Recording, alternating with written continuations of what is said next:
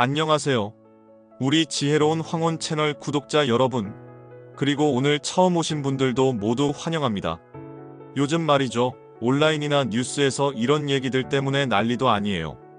가족끼리 계좌이체 100만원만 해도 세금 폭탄 맞는다. 8월부터 또 바뀐다. 막 이런 무서운 얘기들. 혹시 보셨어요? 저도 처음엔 겨우 100만원 가지고 싶어서 깜짝 놀랐거든요. 아니, 부모님이 자녀한테 용돈 좀 보내주고 자녀가 부모님 생활비 좀 보태드리고 가족끼리 돈 주고받는 게 당연한 거잖아요? 근데 이게 세금 문제가 될 수 있다니 진짜 걱정되더라고요. 그래서 오늘은 이 무시무시한 소문의 진실을 파헤쳐 보려고 해요. 진짜 100만원만 보내도 세금 폭탄 맞는 건지, 왜 갑자기 이런 얘기가 나오기 시작한 건지, 가족 간 돈 거래할 때 꼭 알아야 할 세금 상식은 뭔지, 그리고 가장 중요한 거, 어떻게 하면 세금 걱정 없이 안전하게 가족끼리 돈을 주고받을 수 있는지, 이 모든 궁금증을 오늘 영상에서 시원하게 해결해 드릴게요. 그러니까 영상 끝까지 채널 고정 해주세요. 왜 이런 걱정이 생겼을까? 자, 그럼 먼저 왜 이런 걱정들이 생겨났는지 그 배경부터 알아볼까요? 첫 번째 이유는 바로 정부의 세금 징수 강화 움직임이에요. 나라 살림을 꾸려나가려면 세금이 필요하잖아요? 그래서 정부가 세금을 더 투명하고 꼼꼼하게 거두려고 노력하고 있대요.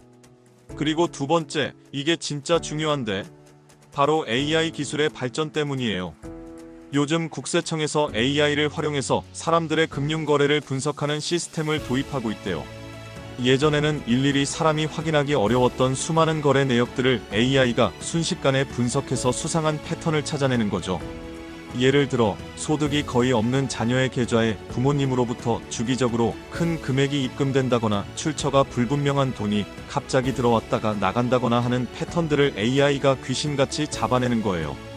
그럼 이제 가장 궁금했던 100만원 얘기. 진짜 100만원만 보내도 세금 폭탄 맞는 걸까요?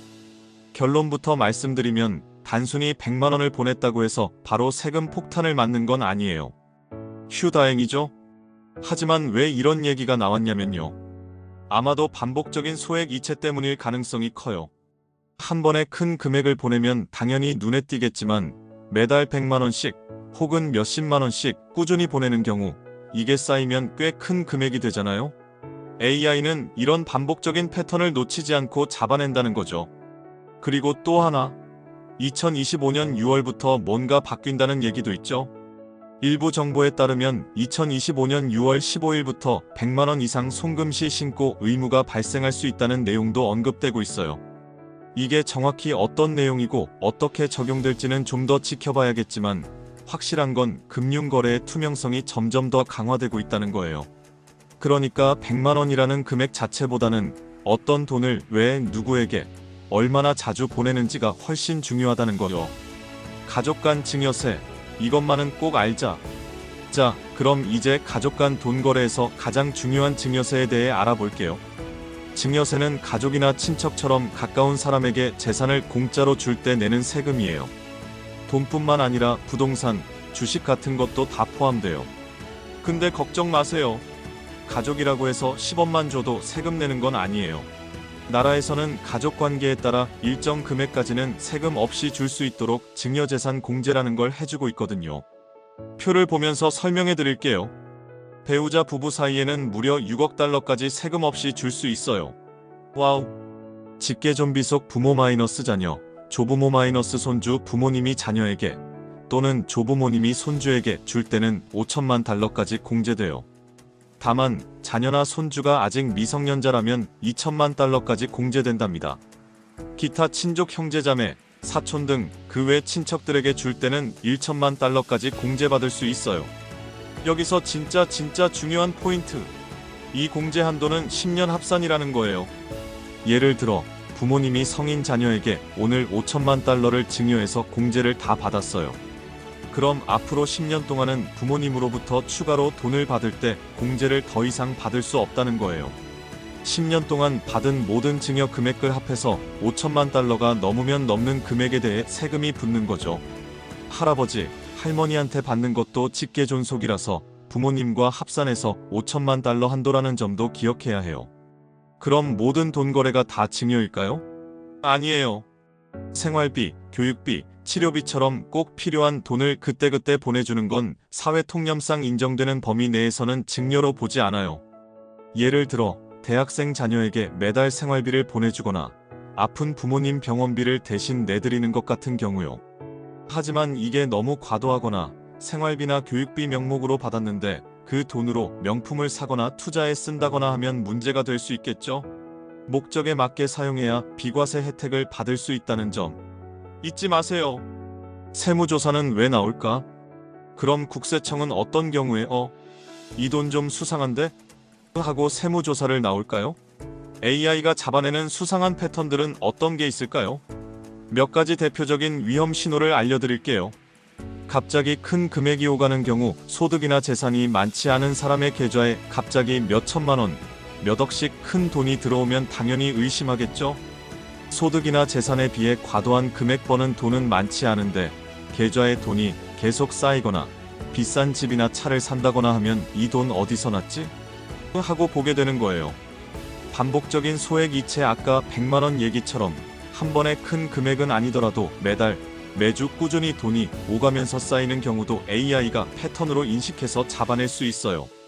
이체 메모가 없거나 불분명한 경우 돈을 왜 보냈는지 이유가 명확하지 않으면 증여로 의심받기 쉬워요. 현금 입출금이 잦은 경우 ATM 출금이나 인터넷 뱅킹 송금도 감시 대상이 될 수 있다는 얘기도 있어요. 물론 이것만으로 바로 문제가 되진 않겠지만 다른 수상한 거래와 함께 포착될 수 있겠죠. 만약 국세청에서 연락이 와서 이 돈 뭐예요? 하고 물어봤는데 명확하게 설명하고 증명할 자료가 없다면 그때는 증여로 간주돼서 세금 폭탄을 맞을 수도 있는 거예요. 세금 걱정 없이 안전하게 돈 주고받는 꿀팁. 자, 그럼 이제 가장 중요한 시간.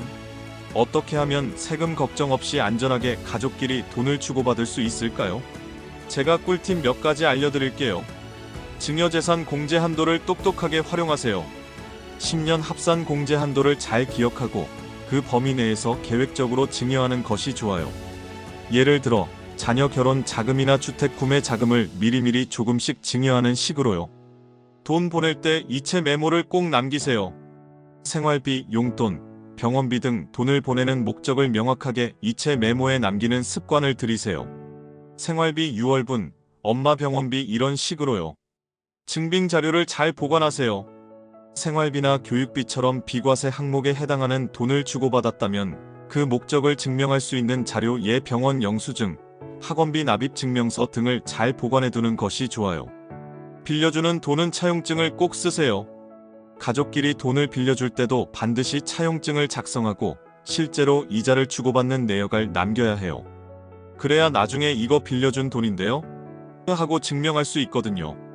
차용증은 법적으로 효력이 있도록 잘 작성하는 게 중요해요. 금액이 크거나 복잡하다면 전문가와 상담하세요. 아파트 구매 자금처럼 큰 금액이 오가거나 상황이 복잡하다면 혼자 고민하지 마세요. 세무사님 같은 전문가와 상담해서 정확한 절차와 방법을 안내받는 것이 가장 안전하고 확실한 방법이에요. 오늘은 가족 간 계좌이체와 세금 문제에 대해 좀 깊이 알아봤는데요. 어떠셨어요? 처음에는 100만원만 보내도 세금 폭탄? 이라는 말에 엄청 불안했을 수도 있지만 오늘 영상 보면서 조금은 안심이 되셨으면 좋겠어요. 핵심은 이거예요. 단순히 100만원이라는 금액 때문이 아니라 돈을 주고받는 목적과 패턴, 그리고 증명할 수 있는지가 중요하다는 거. 그리고 가족관계에 따라 세금 없이 줄 수 있는 공제 한도가 있다는 거. 이것만 잘 기억하고 미리미리 대비하면 세금 폭탄 걱정 없이 안전하게 가족끼리 따뜻한 마음을 주고받을 수 있을 거예요. 오늘 영상이 지혜로운 황혼 채널 구독자 여러분들께 조금이나마 도움이 되었기를 바랍니다. 혹시 더 궁금한 점이 있다면 댓글로 남겨주시고요. 오늘 영상이 유익했다면 구독과 좋아요, 그리고 알림 설정까지 잊지 말고 꼭꼭 눌러주세요. 저에게 정말 큰 힘이 된답니다. 다음 영상에서 또 만나요.